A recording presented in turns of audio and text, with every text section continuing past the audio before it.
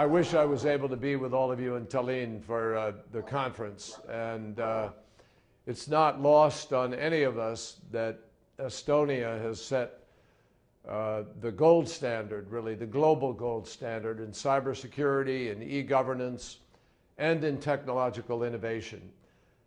In many ways, Estonia is defining the future for advances and management of internet.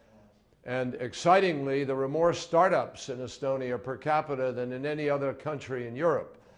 So to all of you who've been part of that, who've established a pioneering role in the Community of Democracies LEN network, you've really shown how to use this online platform to support democratic transitions. And that's true from Moldova to Tunisia and beyond. So I'm very grateful to be able to speak to a group of such committed partners. And I thank particularly President Ilves and Foreign Minister Payet for their leadership. Frankly, it's amazing how much progress Estonia has made since the end of the Cold War. And the unmistakable symbol, obviously, of the Cold War was a wall that was made of concrete. Today, we've all learned that walls can be made of ones and zeros, and the deprivation of access even to those ones and zeros. And that wall can be just as powerful in keeping us apart in a world that is so incredibly interconnected. So it's very much our, excuse me, our common responsibility to try to tear down those walls, just as it was our responsibility to try to do that during the Cold War. And also, obviously, to answer the questions that Tim posed about people's fears of government intrusion or a violation of some ethical standard with respect to the use of the internet. And I certainly am not shy about responding to that at any given point in time or in any way, and I will a little bit here. But let me just say that that's really what makes it important that we have a chance to talk this evening. It's important because the biggest concerns on your mind, I think, an open, interoperable, secure, and inclusive internet are obviously concerns that weigh on our minds too. When I was in the United States Senate, I was the chairman of the Communications Subcommittee. So I helped write the law about our Telecommunications Act of 1996. I actually remember distinctly when we wrote that law governing our use of telephony. That's exactly what we were looking at in 1996, was telephony. And within 6 months, the act that we passed was completely antiquated. It was completely out of date. And that's because we never really dealt with the issue of the management of data. It just, frankly, hadn't penetrated the consciousness sufficiently that that's where our focus was placed. Obviously, inappropriately so.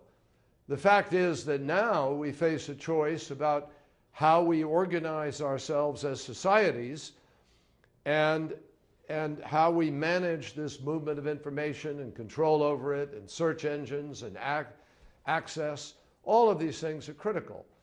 And the choice is really a choice between those who demand dignity and respect for rights versus those who are prepared to deny it. The stand that we are now taking for Ukraine, for instance, for Estonia, and for our allies in Central and Eastern Europe, I hope signals which side the United States is on, despite the fact that people have had questions about the policies with respect to access and information on the internet. But I want to remind you, the stakes in this very different world are as real today in the virtual world as in the visible world, the tangible world. And we need to continue to stand as we have for open markets, for open societies, and for an open internet. And I want to underscore the word open, because open and inclusive with respect to the internet really matters.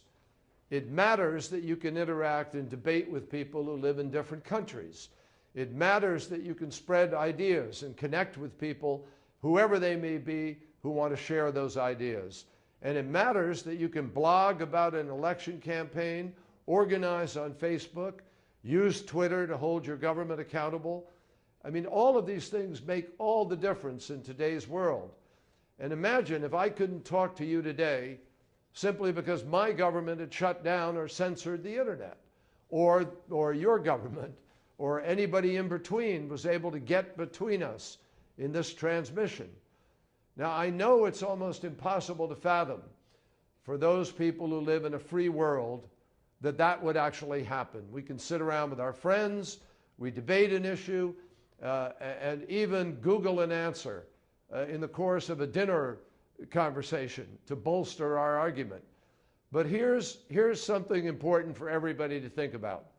All the facts in the world available in real time won't make a whit of difference if people don't have access, if there isn't a guarantee that everybody is able to access that information.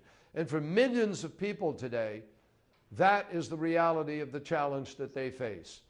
All you have to do is read the headlines, and you can discern an absolutely unmistakable pattern. The places where we face some of the greatest security challenges today are also the places where governments set up firewalls against basic freedoms online. As the Ukrainian people are marching toward a democratic future, Russia's military is massing on the borders, and it's no coincidence that Russia just forced the founder of its largest social network, Pavel Durov, to flee after he had refused to disclose personal information about the protesters in Ukraine's Euromaidan. In Venezuela, the government has used security forces to disrupt peaceful protests and limit freedoms of expression and assembly. And this has included blocking access to selected websites and limiting access to internet service in certain parts of the country. Now, look, I am convinced, and I hope you are, that these tactics will fail the test of history. And when we stand up for freedom of expression anywhere and everywhere that it's threatened, including with our friends and our allies, that makes all the difference in the world. That's why we called on Turkey to unblock its citizens' access to Twitter and remove other barriers to free expression on the internet. There is no question in anybody's mind that this freedom of access is a fundamental kind of right, and it is going to be fundamental to people everywhere who are going to demand that, because they recognize that through it comes a kind of accountability that you can't have necessarily otherwise. What happened in Tahrir Square in Egypt was not the result of a religious explosion. It wasn't the Muslim Brotherhood. It was young people with their smartphones communicating to each other and calling on each other through the access of free communication to be able to express their hopes for the future. The same thing began to happen in Syria. In Syria, people forget, began with young people who wanted jobs and education and a future. So ultimately, what we're really talking about here tonight are two opposing visions. We believe in an open and inclusive internet with input from all and equal access to all. And we believe in giving people a voice from the bottom up. The authoritarian vision sees a free, open, inclusive internet as a threat to state power. So what do these states do? They use their power to threaten the internet, and it's about controlling information and access to it from the top down. For them, it's about creating a fragmented internet that divides us rather than unites us, that minimizes the voice of people, and maximizes their ability to cloud the truth. So, my friends, that is absolutely what is at stake here. Two different visions, two different futures. And that's why the work of the Freedom Online Coalition is so critical. It's so important. And the question now is, where do we go from here? Well, first, we need to affirm the simple truth that we all have a stake in how the internet is governed. Governments do have an important role. We acknowledge that. So do businesses, students, teachers, scientists, civil society leaders. Our principle is clear. If you have an interest in how the internet works, you get to play a role in how it's governed. That's what global multi-stakeholder internet governance is all about. As the Net Mundial conference in Brazil reaffirmed just last week, which you referred to, governments, civil society, academia, and the private sector have to work together to manage the global digital environment. States must also work hand in hand with the private sector to protect and advance international cybersecurity. We all need to work together on efforts to reduce conflict and defend against cyber attacks on our digital infrastructure or intrusion into our businesses, into our lives. And let me be clear. As in the physical space, cybersecurity cannot come at the expense of cyber privacy.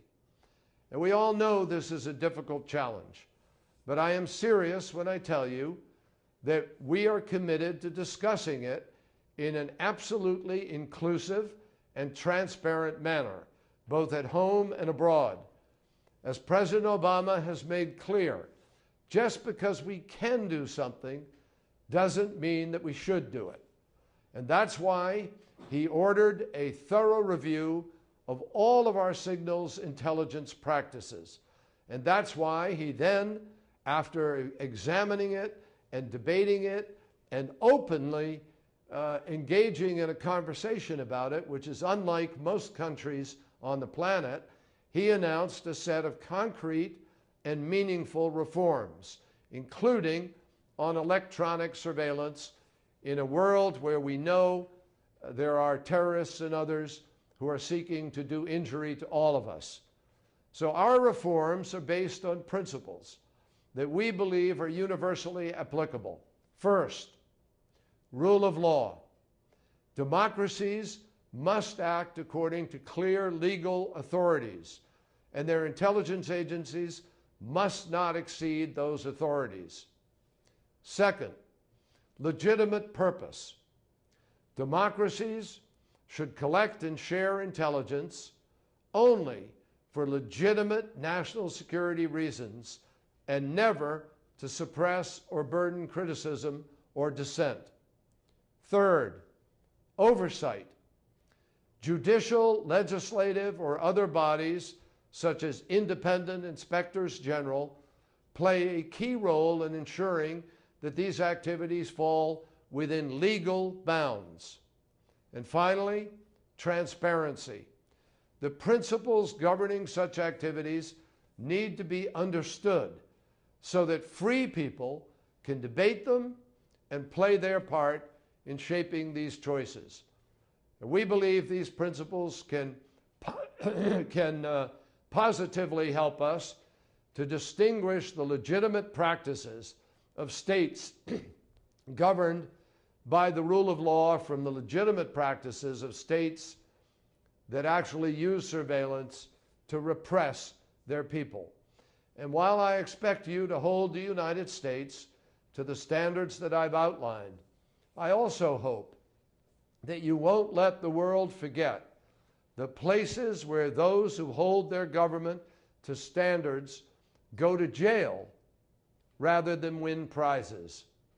So we've had a healthy and a very vigorous debate in our country, and we've engaged in direct conversations with our friends in Brazil, in Germany, in other parts of the world where people have felt somehow aggrieved by a decision made, or even in some cases a decision not made. We are not finished in our work, but we're also not taking our eye off the ball. Ultimately, as I said a moment ago, this debate is about two very different visions. One vision that respects freedom and another that denies it. All of you at the Freedom Online Coalition are on the right side of this debate. And now we need to make sure that all of us together wind up on the right side of history. I have absolute faith that we can get this right. I know we can balance these interests, but we need to be thoughtful and reasonable in how the internet actually works and can work for the best, even as we protect privacy. John McCain and I were the authors of the original privacy legislation for the internet in the United States Senate. I have a long history of working on this issue, and I can guarantee that we are determined to try to get this right. Our history has proven time and time again that you need to. Just before the fall of the Berlin Wall, hundreds of thousands of people from Estonia, Latvia, and Lithuania all joined hands to form a human chain more than 400 miles long. And one Estonian lawmaker captured the spirit of that moment.